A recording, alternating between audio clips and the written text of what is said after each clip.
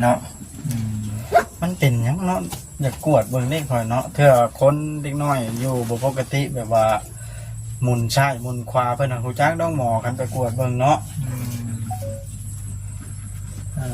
เพราะว่าคือทั้งน้องคนนี้ก็ถ้าว่ากวดได้ก็เซียนนะว่าได้ก็ได้เนาะเซียนจองมาเซียนเห็นหลายคนได้เนาะเพิ่นผ่าตัดเนาะเห็นบ่เพิ่นผ่าตัดหลายคนอยู่เอาบ่นี่เนาะผลยึดเอาฮอดตกแห้งอยู่ดีได้เนาะเป็นท่วงทางเจ้าบ่ต้องห่วงบ่เลยมึงในเมื่อเลยทั้งบ้านนะฝนโป๊ดำไปปี้เขาสิเมื่อฮอดพ้นกระทุกแต่เชอะเข้าแล้วเรียบร้อยครับยันเลยซื้อรถงานนี่ว่าจะได้เรียกกันที่บ่ได้ไป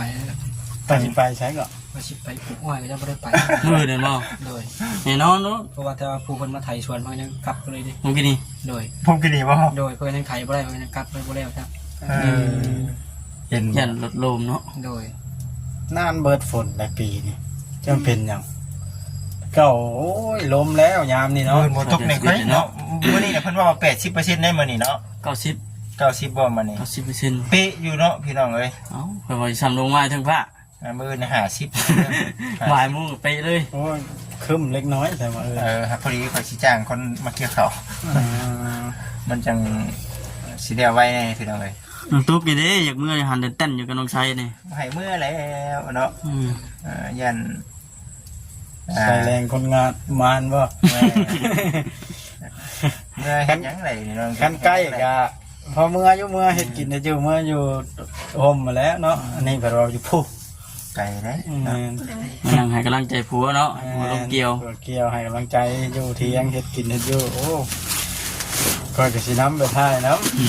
ำอันนี้หัวละคือเลยเนาะว่าช่างเลยเนาะว่าแล้วมันบ่ยันชาแบบเฮามาเอาหั่นนะตอนเช้าเฮาบัดไปเอาอยู่บ้านปลาไหลสิกลับมาเอาพี่ผู้ดีช่วยตื้มคือว่าได้ยินทางบ่ตามว่าสิมาเอาไปโดยเพราะว่าเพิ่นยังบ่ทันมาอยู่บ่โดยเพิ่นมาบอกว่าโดยเพิ่นบอกว่าแต่โดนตึกแล้วว่าเกี่ยวเข้าสิมาเอาบ่แล้วจ้างคนสิเลวแล้วแล้วแล้วได้จ้างเลยแล้วก็จ้าง2-3มื้อบ่แฮงแล้ว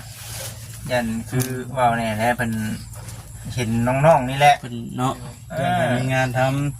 ำกับน้องตุ๊กน้ำพ่อเพิ่นถือผ้าในได้เฮาไงขึ้นน้ำมือล่ะยังไปลำบากนะน้องตุ๊กนี่ปกติคนท้องคนใช้สิตุ้ยเนาะนี่เราบ่ตุ้ยแล้วบ่มีแนวกินเด้บ่ได้บำรุงหยังเนาะแม่นบ่บ่ได้บำรุงหยังเด้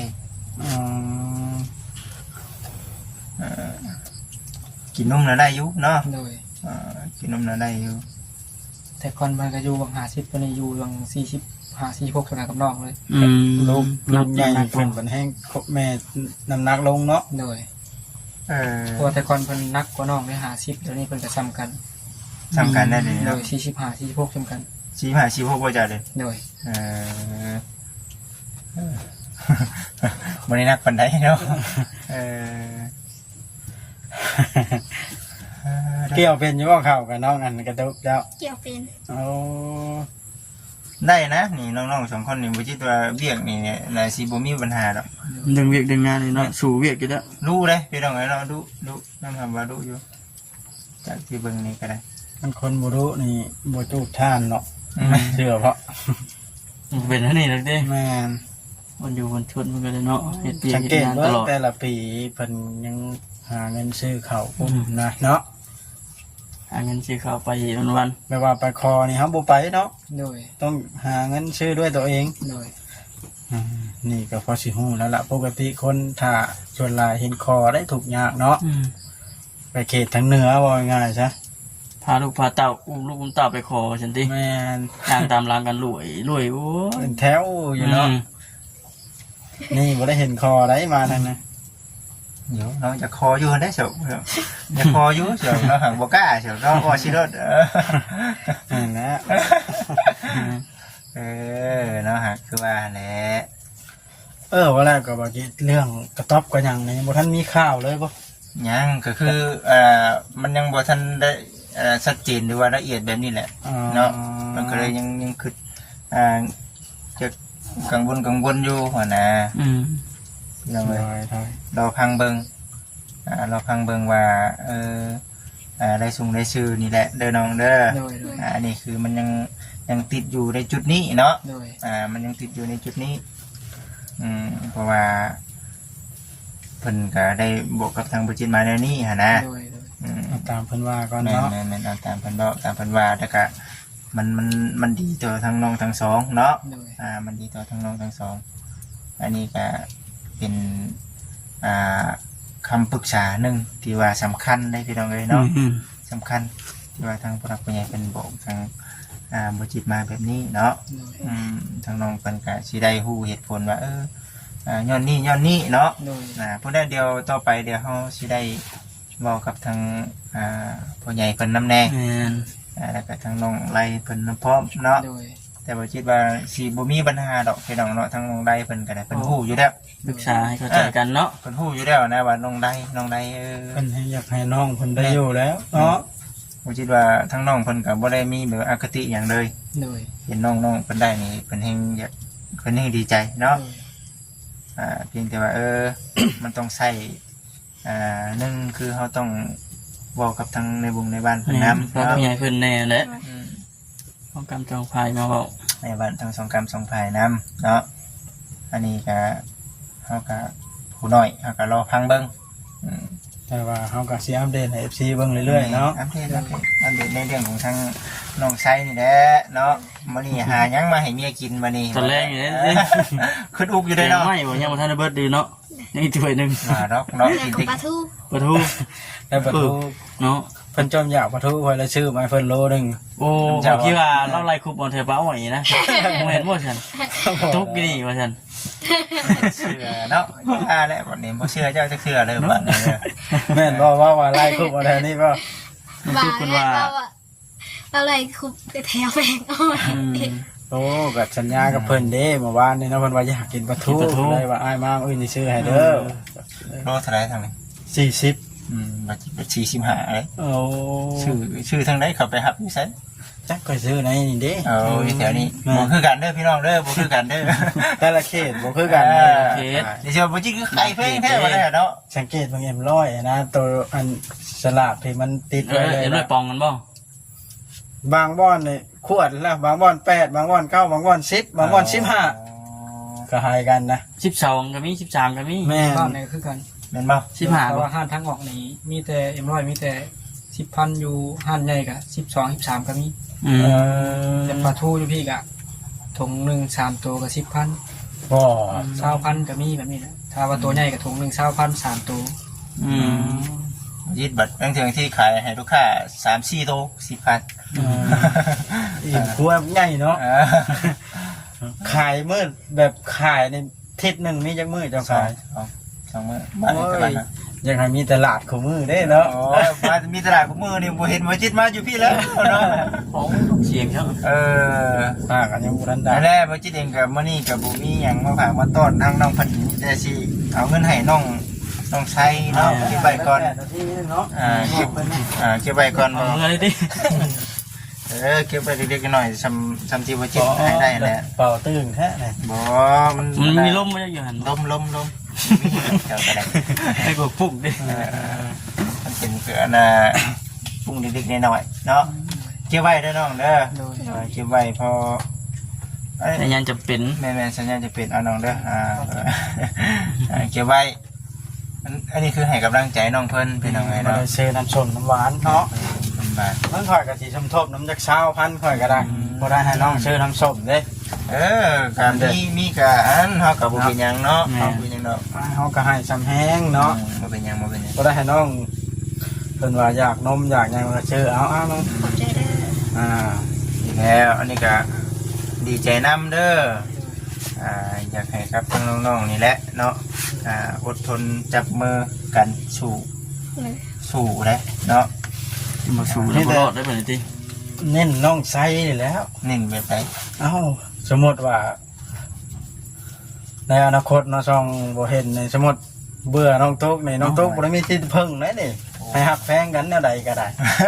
โอ้ยบ่ให้เฮ็ดให้ดงใช้เลย แม่ ก็บ่ ได้ ได้ เพราะว่าน้องตุ๊กนี่ เบื่อกันแล้ว พ่อ วะ แม่ก็ เนาะ บ่สมบูรณ์หั่นนะคือเห็นแล้วว่าเพิ่นในอนาคตเนาะ คือ บ่อยากให้เกิดนะ มีแต่ที่พึ่งอยู่น้ำผัวเนี่ยได้บัด แม่น บ่เดียวนี่บัด บ่เดียว เพิ่ เท่าน แบบคอยมีท่าทีว่าสิมีเฮ็ดทำไปภายนอกเบื่อเลยนะ เอา คักตลอด มีที่ใดก็ได้ ทางเราเดียวมันก็แบบบ่ใกล้อยู่แล้วนะ เออ หักเพลงกันนั่นแหละให้เนาะเพลงเบ่งปันกันในใดดีก็เว้าเอาเนาะ อืม อีกอย่างเนาะบ่จิตการสร้างครอบสร้างครัวนี่บ่เกี่ยวกับอายุหลายอายุน้อยดอกขอเพียงแต่เฮาซื่อสัตย์ต่อกันนี่มันสิอยู่ อยู่นำกันรอด แม่นยืดยาวแบบว่าชั่วนิรันดรกันบ่คิดหน่อยคิดใหญ่โอ้ย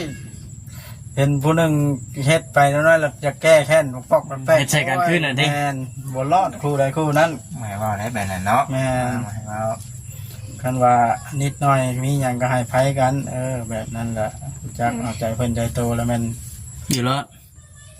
เดี๋ยวน้องชายเราเบิ่งคือสิเพลงเมียอยู่ดอกเนาะแม่นบ่ โดย เพลงอยู่แล้ววะ แพง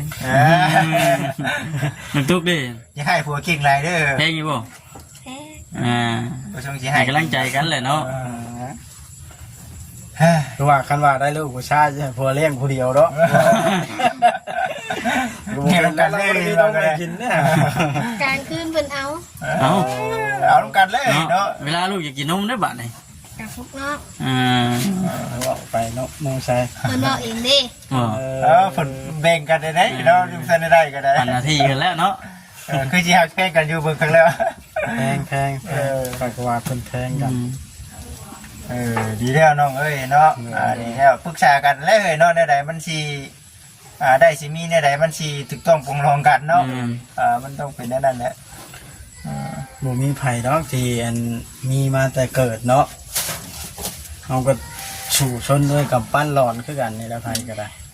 ทั้งน้องตุ๊กกับน้องชายเด้อตอนนี้เนี่ยยังกำลังเนาะกำลังสร้างอยู่เด้อน้องเด้อกำลังสร้างอยู่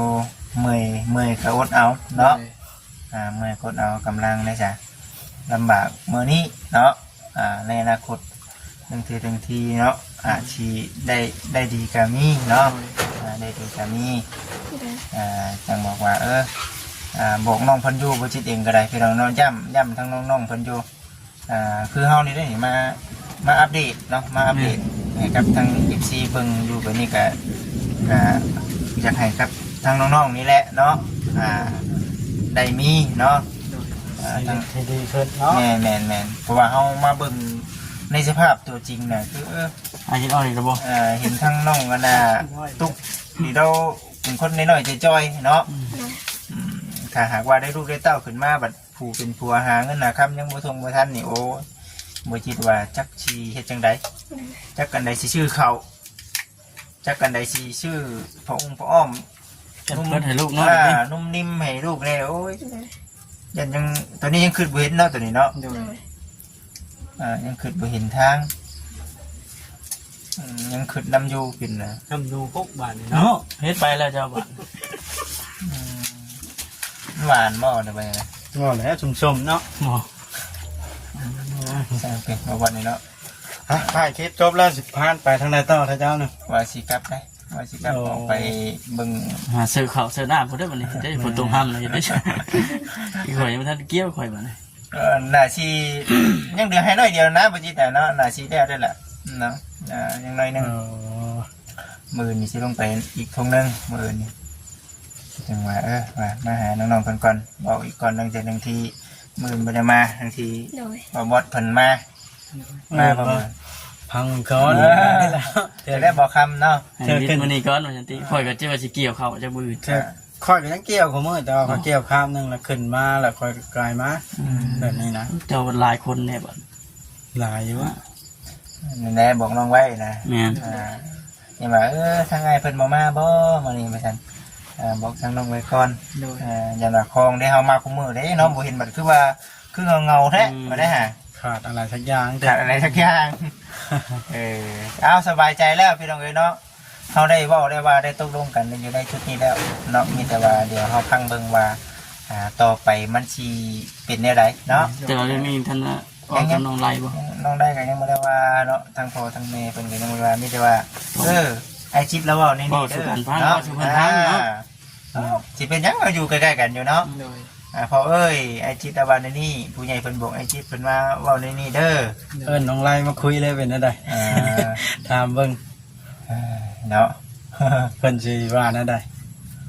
จะเดี๋ยวรอถ่าทั้งอ้ายเพิ่นมาก่อนว่ามันมาก่อนเป็นหยังล่ะ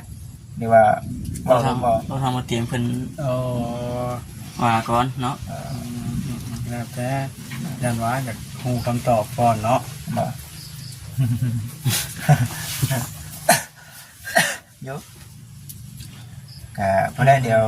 สิถามไทยเบิ่งทางน้องได้นะพี่น้องเอ้ยเนาะจะสิถามไทย เพิ่น เบิ่ง มีความคิดเห็นว่าจังไดเนาะ แม่นก็อันนี้ก็เดี๋ยวสิปรึกษากับทางน้องได้เป็นอีกเทื่อก่อนเอาไว้ไปมา หมู่ พวกมาเบิ่งไก่พวกมา ไม่ใช่ นั่นเลยนะออกมาทักทายเพิ่นทุกเพิ่นมาอย่างน้องใช้ เดี๋ยวไก่ให้ ก่อน ต้มเพิ่น สิ ล่ะ แล้วเวีย เป็นบ่ โอเค ไม่ใช่ เดี๋ยวไก่ไม่ต้มบ่เปลี่ยนอุ้มไก่อยู่จ้ะ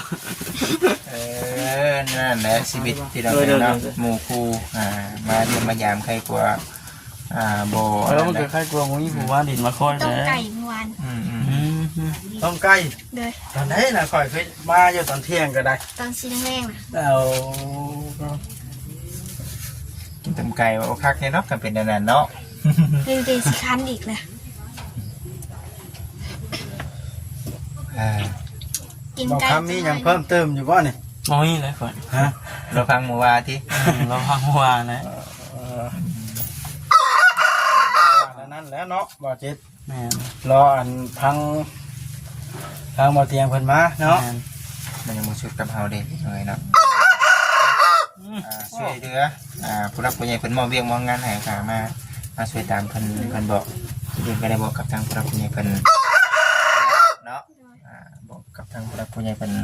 ให้ฮู้เบิดเลยแหละพี่น้องเอ้ยเนาะ ไอ้ มีแต่เบิ่งไปนั่นแหละพี่น้องเอ้ย เอาได้ยินครับ ลูกใหญ่แล้วน้องตุ๊กเนาะ คันใกล้ๆนั่นน่ะพี่น้องเอ้ยจันอยู่ในต้นคลิปก็ได้ เบิ่ง พี่น้องเอ้ย ชูๆเด้อน้องตุ๊กเด้อ เอาตุ๊กอยู่อย่าห้ามตอนเฮาเมื่อแหละน่ะมืดครึ้มอยู่บ่ แต่ว่า เรียบร้อยพวกนี้บ่บดหมกขนัวอยู่ปุ่นเชิงหน้าเจ้าซับ หน้าค่อย โอ้ เสร็จเลยเนาะ เนาะป้าสันพี่น้องเลยเอกจบคลิปก่อนพี่น้องเนาะคลิปนี้ก็คือสิจบก่อนสบายดีพี่น้องเนาะ